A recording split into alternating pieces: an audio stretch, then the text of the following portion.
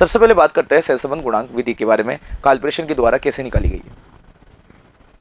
काल्परेशन की सहसंबंध गुणांक विधि की बात करें तो ये सहसंबंध गुणांक ज्ञात करने की सर्वश्रेष्ठ विधि मानी गई है, क्योंकि काल्परेशन ने सहसंबंध गुणांक ज्ञात करने के लिए प्रमाव विचलन और समांतर माध्य दोनों ही सर्वश्रेष्ठ मापों का प्रयोग किया है। आप सबको पता है कि केंद्रीय प्रतिमाप में सर्वश्रेष्ठ जो माप होता है वो समांतर माध्य होता है, वही अपकिरण के माप में सर्वश्रेष्ठ जो माप होता है वो प्रमाव विचलन होता है। और काल्परेशन ने जब सहसंबंध गुणांक की रचना करी तो उन्होंने इसी सूत्र का प्रयोग किया है, इसलिए सहसंबंध ज्ञात करने में सर्वश्रेष्ठ जो माप है वो है काल्परेशन का सहसंबंध गुणांक विधि। वही बच्चों अगर हम बात करें तो ये गणितीय दृष्टि से शुद्ध है, पूर्ण रूप से वैज्ञानिक है। वही बात करें काल्परेशन ने सहसंबंध गुणांक की गणना क्यों की, तो मैं बताना चाहूंगा कि सन 1890 में जीव शास्त्र की समस्याओं का अध्ययन करने के लिए काल्परेशन महोदय ने सहसंबंध गुणांक की रचना की थी। इसे आर चिन्ह से दर्शाया, इसलिए ध्यान रखिएगा इसे आर चिन्ह से दर्शाता है, जबकि उसको कैपिटल आर से दर्शाते हैं कोटि यंत्र विधि के अंतर्गत, जब इस पर मैंने इसे प्रस्तुत किया था। चलिए बच्चों आगे चलते हैं। काल्परेशन की सहसंबंध गुणांक विधि की खास बात क्या है कि इसमें दिशाओं का ज्ञान किया गया है, साथ ही +1 -1 के बीच से मान रहेगा, यानी सहसंबंध गुणांक का मान कभी भी 1 से अधिक नहीं जाएगा। अगर प्लस में आता है तो धनात्मक में कहेंगे, माइनस में आता है तो ऋणात्मक कहेंगे, जिसे भी हमने कैटेगरी में डिवाइड कर रखा है, निम्न धनात्मक, मध्य धनात्मक और उच्च धनात्मक। ऐसे निम्न ऋणात्मक, मध्य ऋणात्मक और उच्च ऋणात्मक। अगर +1 आ रहा है तो पूर्ण धनात्मक होगा और -1 आ रहा है तो पूर्ण ऋणात्मक मान होगा, यानी कभी भी सहसंबंध गुणांक का मान -1 से +1 से अधिक नहीं होगा। वही एक आदर्श माप है, क्योंकि इसमें प्रमाव विचलन और समांतर माध्य दोनों ही सर्वश्रेष्ठ मापों का प्रयोग किया गया है। साथ ही इसमें सविचरण के आधार पर हम गणना कर सकते हैं, कोवेरियंस निकाल सकते हैं, दोनों श्रेणी होगा। वही बच्चों अगर हम आगे चले तो इसका फॉर्मूला जो बनेगा वो sigma dx dy upon n। चलिए इसको यूज करते हैं, किस तरह के फॉर्मूले बनते हैं इसको भी हम बात करते हैं सविचरण के अंतर्गत। वही सहसंबंध गुणांक की गणना कैसे की जाती है, तो मैं आपको बताना चाहूंगा कि काल्परेशन ने सहसंबंध गुणांक ज्ञात करने के लिए सविचरण के माप का सबसे पहले प्रयोग किया था, कोवेरियंस को प्रयोग किया था। यही काल्परेशन का मूल सूत्र है। चलिए काल्परेशन का जो मूल सूत्र है वो क्या है उसे देखते हैं। तो देखिए इसको म्यू से दर्शा दीजिए या आर से दर्शा दीजिए, एक ही बात है। म्यू से दर्शा दीजिए या आर से दर्शा, एक ही बात है। Covariance of X and Y upon H D X और एच डी वाई, या हम इसे कह सकते हैं sigma D X D Y upon N H D X H D Y. यहाँ पर अगर हम बात करें तो वेरियंस ऑफ एक्स होता है, अगर हम इसका रूट ले तो ये प्रमाव विचलन एक्स का हो जाएगा और ये प्रमाव विचलन वाई का हो जाएगा, और कोवेरियंस के आधार पर हम प्रमाव विचलन सहसंबंध गुणांक निकाल सकते हैं। चलिए इसे हम आगे प्रैक्टिकली करेंगे। ये तो फॉर्मूले आपको याद रखने होंगे, किस तरह से निकलता है उन फॉर्मूले को आज हम यूज करते हैं। तो देखिए व्यक्तिगत श्रेणी में सहसंबंध गुणांक की जो गणना होती है वो किस तरह से होगी, हम प्रत्यक्ष विधि के आधार पर, लघु विधि के आधार पर और संबंध माध्य के आधार पर हम निकाल सकते हैं। इसे मूल वर्गों के या बिना विचलन के आधार पर निकालने वाली विधि भी हम कहते हैं। तो प्रत्यक्ष विधि के आधार पर सहसंबंध गुणांक की गणना कैसे होगी, आइए इस पे बात करते हैं। तो बच्चों इधर देखिए, सबसे पहले तो प्रत्येक श्रेणी के मूल्यों का हम योग करेंगे, फिर प्रत्येक श्रेणी के पद मूल्यों का हम स्क्वायर करेंगे और उसके बाद दोनों मूल्य श्रेणियों को गुणा करके उनका योग करेंगे, जिससे हम सिग्मा एक्स आएगा। इसका फॉर्मूला जो बनेगा वो r बराबर n सिग्मा एक्स वाई, इसमें से माइनस करेंगे sigma X multiply sigma Y को, और उसके बाद हम दोनों का अलग अलग क्या निकालेंगे, कोवेरियंस निकालेंगे, यानी रूट के आधार पर n sigma X square minus sigma X का होल स्क्वायर। इसी प्रकार अगर हम बात करें n multiply sigma Y square minus sigma Y का होल स्क्वायर, ये सूत्र आपको ध्यान रखना है। इसी के आधार पे आपको लघु विधि का प्रयोग करना है और इसी के आधार पे हमें प्रत्यक्ष विधि का प्रयोग करना है। बस लघु विधि में विचलन मूल्य आ जाएंगे, बाकी कोई अंतर नहीं है। फॉर्मूले आपको समझना होगा क्योंकि ये ज़्यादा जरूरी है। इसके लिए आपको क्या करना है, जैसे आपके सामने एक्स श्रेणी दे रखी है और वाई श्रेणी दे रखी है, इसमें आपको क्या करना है, पहले तो एक्स का स्क्वायर करना है और फिर वाई का स्क्वायर करना है और फिर एक्स वाई को आपस में गुणा करना है और इसके योग को फिर इस फॉर्मूले में डालना है और सहसंबंध गुणांक निकालना है। चलिए गणना करके देखते हैं किस तरह से। आपके सामने एक उदाहरण है, नीचे दिए गए x और y चरों के बीच सहसंबंध गुणांक की गणना कीजिए। x 2 4 6 8 10 12 14 16 है, y 1 3 5 7 9 11 13 और 15 है। चलिए देखते हैं। तो देखिए x श्रेणी, इसका हम स्क्वायर करेंगे तो 2 दूनी 4 4 चौक 16 6 36, इस तरह से हम स्क्वायर कर लेंगे। ऐसे y दे रखी है तो y का स्क्वायर करेंगे, 1 1 3 4 9 5 25 7 7 49 और फिर इसके बाद इनको मल्टीप्लाई कर देंगे x को y से, जिससे हमें निकालेगा एक्स वाई निकलेगा। तो देखिए 4 एकम 4 4 3 12 सॉरी 2 एकम 2 4 3 12 6 पंजे 23, इस तरह से हम एक्स वाई निकाल लेंगे। इन सब का योग करेंगे तो सिग्मा एक्स का योग आएगा 72, सिग्मा एक्स स्क्वायर का योग आएगा 816, सिग्मा वाई का योग आएगा 64, सिग्मा वाई स्क्वायर का योग आएगा 680, सिग्मा एक्स वाई का योग आएगा 744। चलिए इन सब का योग कर लिया। अब हम इसको फॉर्मूले में रखेंगे। फॉर्मूला क्या होगा, n multiply sigma X Y minus sigma X sigma Y, bracket n का और ब्रैकेट x का और ब्रैकेट y का बनेगा।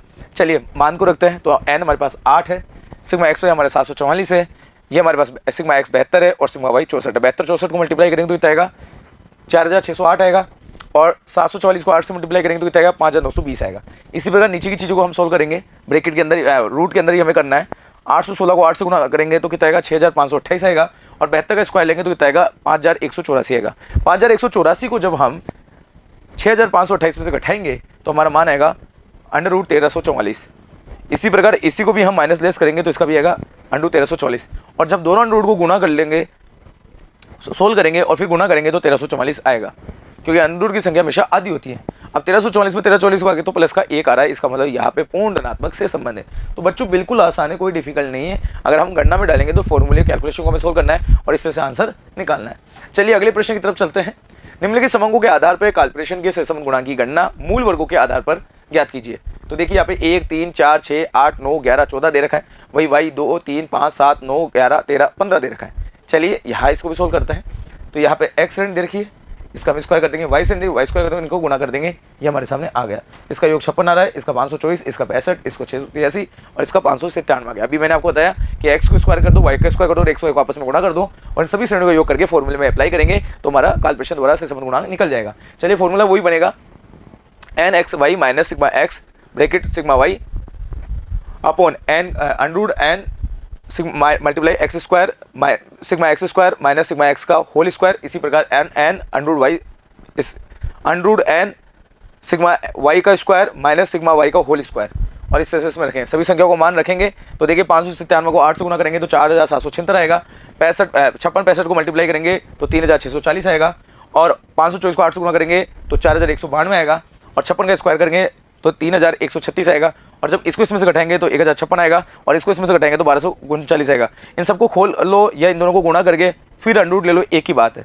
तो इस तरह से ये आएगा। अगर हम बात करें तो 13,08,384 इसका गुणा करने बाद आएगा, और जब इसको खोलेंगे और 1137 में इसका भाग देंगे तो बच्चों हमारा मान जो आएगा वो 0.993 आएगा। इसका मतलब ये उच्च धनात्मक सहसंबंध हुआ। तो इस तरह की गणनाएं करनी है, इस तरह के प्रश्न एग्जाम में आपसे ज़्यादा पूछेगा।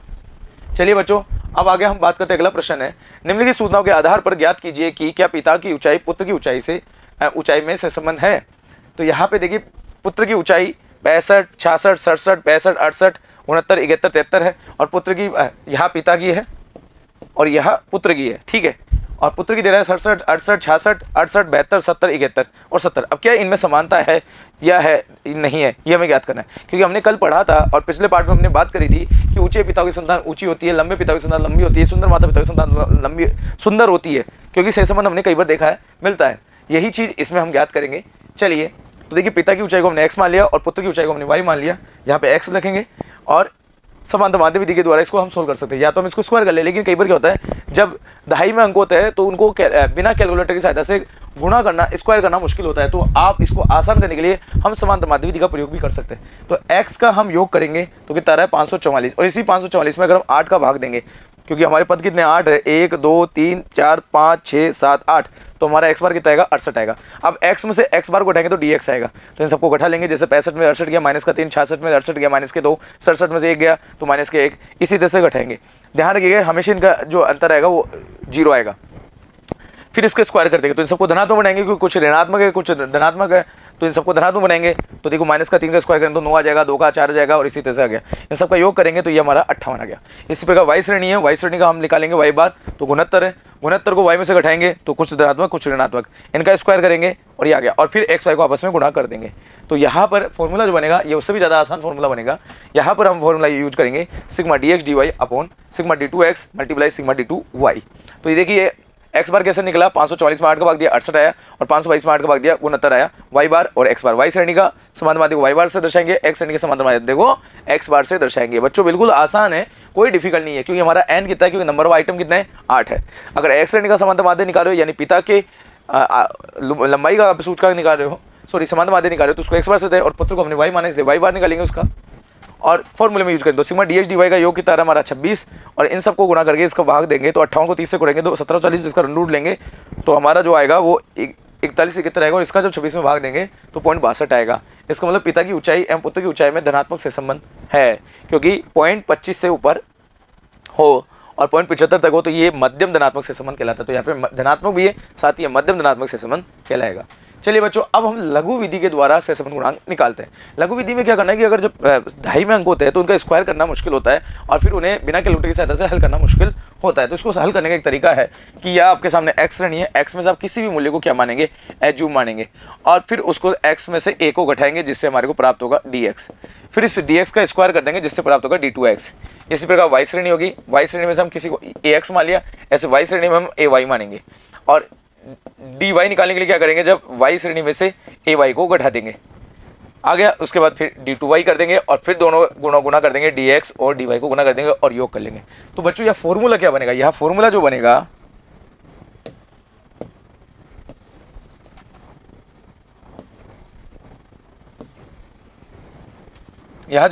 वो इस तरह से बनेगा, r बराबर